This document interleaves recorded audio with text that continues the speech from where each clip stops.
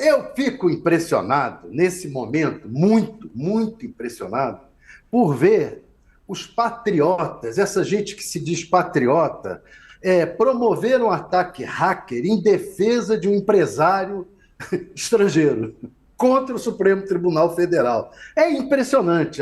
O mundo está de cabeça para baixo. Eles se dizem patriotas e defensores da democracia. E aí fazem um ataque hacker, que é um ataque, como o professor aí definiu, um ataque, quase um ataque terrorista, porque fecharam o Supremo Tribunal Federal, o acesso ao Supremo Tribunal Federal.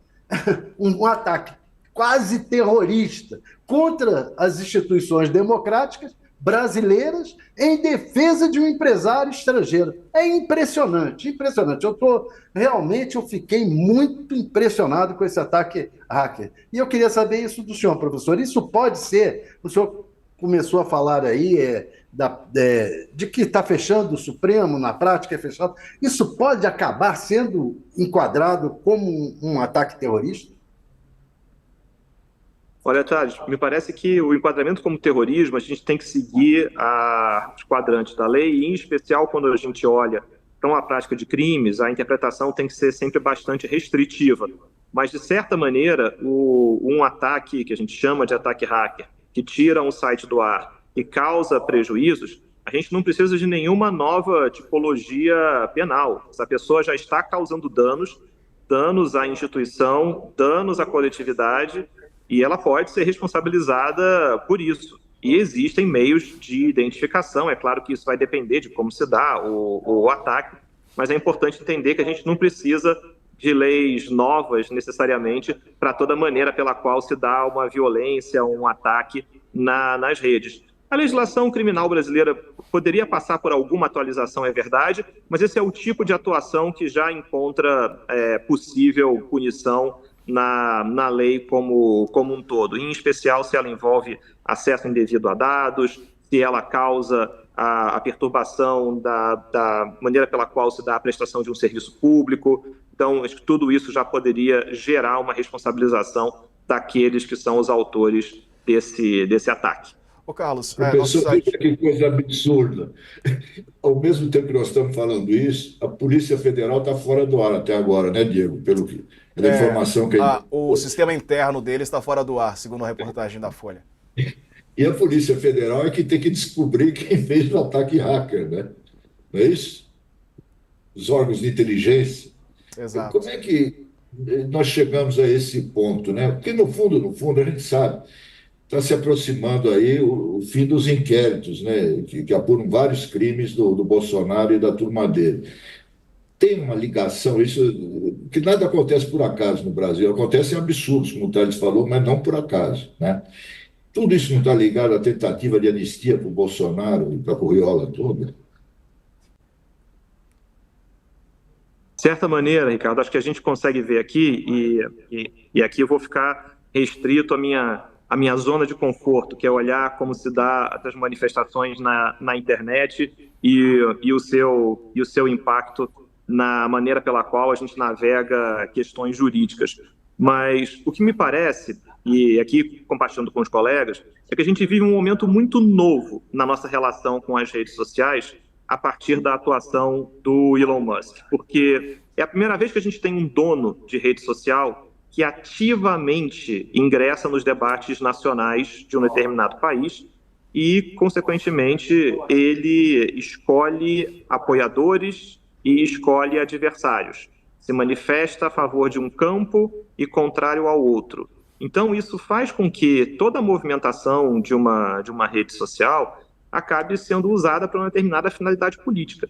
E me parece que o Brasil aqui está servindo de campo de teste, de uma experimentação para algo que pode ser replicado pelo mundo afora.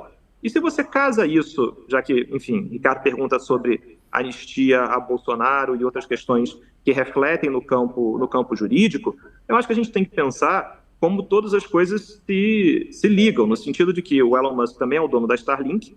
A gente sabe que em vários lugares do Brasil, quem leva a internet é a Starlink. Então, consequentemente, esse personagem, quando ele escolhe um apoiador ou quando ele escolhe alguém como adversário, ele vai nutrir da simpatia das pessoas que entendem que só tem a internet por causa dele. Essa é uma barganha, essa é uma cartada na disputa por corações e mentes.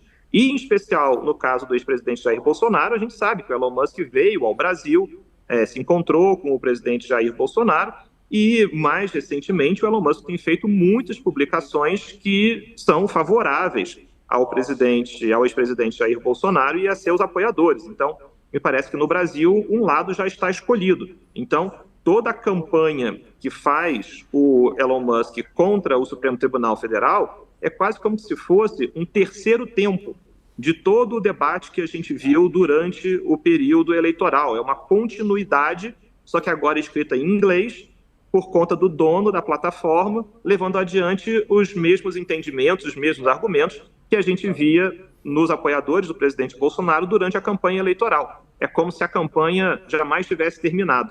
Carlos. E ontem ele não atacou só o Supremo, o ministro Moraes, ele atacou o presidente Lula e o Brasil, né? Ele deixou isso bem claro, né? Ele perguntou se o Lula quer viajar de avião comercial e tal, porque ele vai alienar os bens do Brasil no exterior.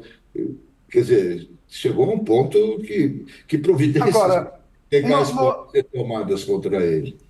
Uma outra questão é o 7 de setembro. O 7 de setembro houve a outra manifestação que o Bolsonaro e o pastor Malafaia promoveram lá em São Paulo. A ordem era evitar cartazes contra o Supremo, não bater muito de frente no Supremo, muito embora a manifestação fosse contra o Supremo, mas sem muita agressividade. Dessa vez, não. Dessa vez, a notícia que se tem é que serão liberados cartazes, etc., e vai se falar contra o Alexandre de Moraes. O que mudou? Ali havia um medo jurídico de se imputar ao Bolsonaro mais uma tentativa de golpe e ele poder ser detido. Agora perdeu-se esse medo, por quê? O que mudou na conjuntura jurídica desse caso? O professor, posso meter a colher? Será que agora o X, né, quando ele está fora do ar, o pessoal está tendo que vir a público, né, para falar aquilo que falaria na rede social? Acho que são duas coisas, Diego. Acho que, de um lado, é isso mesmo, em que as pessoas vão levar às ruas algo em que falariam no X, mas acho que também, em termos jurídicos, a gente tem uma situação muito nova aqui, que é a seguinte: o Musk acaba, de certa maneira, sendo um proxy de toda essa discussão que a gente viu no Brasil. E aí, na medida em que ele assume o protagonismo perto dessa manifestação de 7 de setembro, o ex-presidente Jair Bolsonaro dá um passo atrás. O protagonista que incentiva, que inflama essas manifestações, não é o ex-presidente, é o Elon Musk. Então, toda a discussão acaba sendo centralizada na figura do empresário internacional, que aparece como campeão da liberdade de expressão, e, de certa maneira, você acaba conseguindo levar aquilo que interessa aos apoiadores do ex-presidente Bolsonaro, sem necessariamente colocá-lo como o protagonista, o principal incentivador desses movimentos. Porque, na visão geral, na visão pública, o responsável, ou um dos responsáveis por essa mobilização, viria ali da atuação do Elon Musk. Então, enfim, acaba sendo quase como que, enfim, de maneira muito alegórica, é claro, uma atuação em que o empresário americano vira um proxy de demandas, de reclamações, de pautas próprias de um determinado grupo político brasileiro.